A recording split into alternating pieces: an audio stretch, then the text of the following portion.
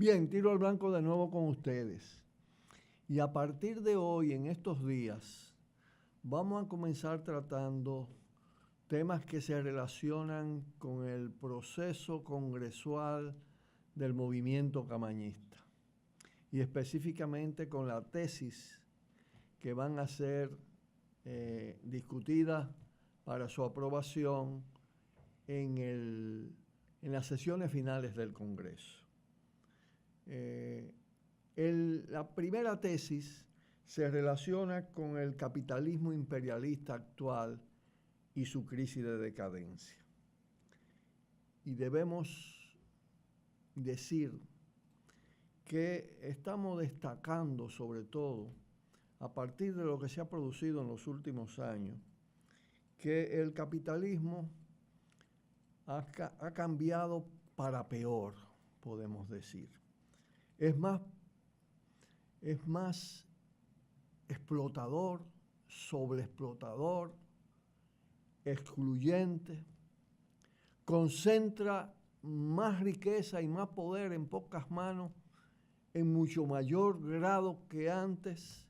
Las desigualdades sociales respecto a la cúpula capitalista y a los trabajadores y trabajadoras y los sectores medios, el abismo es cada vez mayor y además de todo esto es profundamente excluyente porque ha empujado a la marginalidad, a la extrema pobreza, a grandes sectores de la humanidad.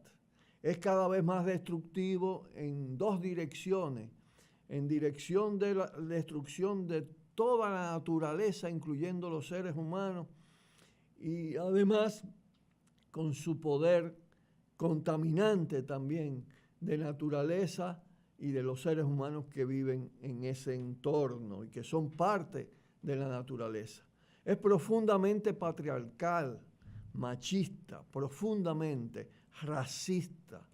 Es profundamente adultocéntrico en el sentido de que la dictadura de los adultos, el mundo gira alrededor del adulto macho, en contra de la niñez, de la juventud, de los y las envejecientes.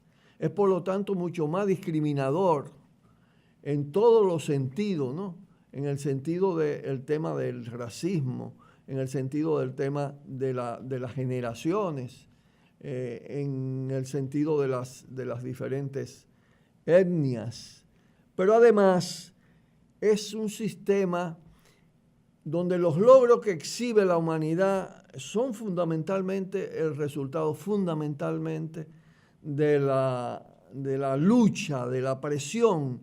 No son esenciales al sistema, salvando el periodo de su impronta neoliberal, de libertades, de todo esto. Podemos decir que las conquistas que perduran, como las que han sido anuladas, ha sido el resultado de la lucha de los proletarios y las proletarias, de las mujeres, de los jóvenes, de los que luchan contra el racismo, de los movimientos feministas, en fin, de toda esa gama de lucha que se ha librado en la humanidad. Es además un sistema profundamente fracturado, dividido, porque está en decadencia el imperialismo occidental que tiene su centro en Estados Unidos.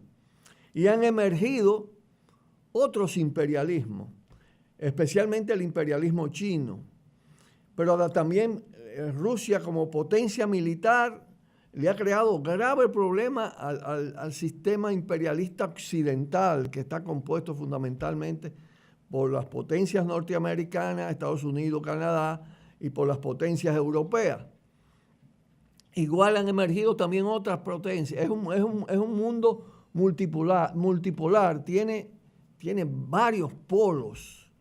Aquella aspiración reciente de las 2 décadas anteriores de constituir un mundo unipolar dominado por Estados Unidos se ha ido a pique. Pero asimismo es un capitalismo, es un imperialismo en crisis, pero con una crisis de unas dimensiones superiores a los análisis anteriores que hicimos. Es una multicrisis, una crisis múltiple, porque es una crisis económica, financiera, urbanística, ambiental, militar, político, institucional, moral. Además, tiene todas las características por la cronicidad, porque es una crisis crónica de larga duración y por todos los efectos que ha provocado ella durante todo ese largo periodo en una crisis de decadencia, de la decadencia de una civilización forjada fundamentalmente por el dominio de la gran burguesía. No es solo que ha metido a la humanidad en una crisis de existencia, es que su civilización es decadente porque exhibe grados altísimos de sociedades descompuestas, desarticuladas además por todo el efecto que tiene el capitalismo ecocida, es decir, el capitalismo que actúa contra el sistema ecológico mundial, contra la naturaleza, en términos de precarizar la existencia de la humanidad, la existencia del planeta. Es además un imperialismo pentagonizado, altamente militarizado, donde las guerras resultan ahora ser altamente destructivas, desorganizan sociedades, zonas enteras, regiones enteras, lo que ha pasado en Afganistán, en Irak, en Palestina, en Libia, son referencias en los Balcanes, en Europa, son referencias, pero al mismo tiempo, y esto es lo esperanzador de estos tiempos, hay una contrapartida de indignación en grados cada vez más globales, cada vez más internacionales, rebeldía, crisis de gobernabilidad, nuevas ofensivas, cambios políticos aunque a veces resulten ser temporales, efímeros. Realmente el neoliberalismo ha provocado una reacción de indignación, de movilización, que incluso por momentos termina en cambios que en algunos casos resultan de corto plazo y generan a su vez corrientes neofascistas. Todo esto es parte de la descomposición.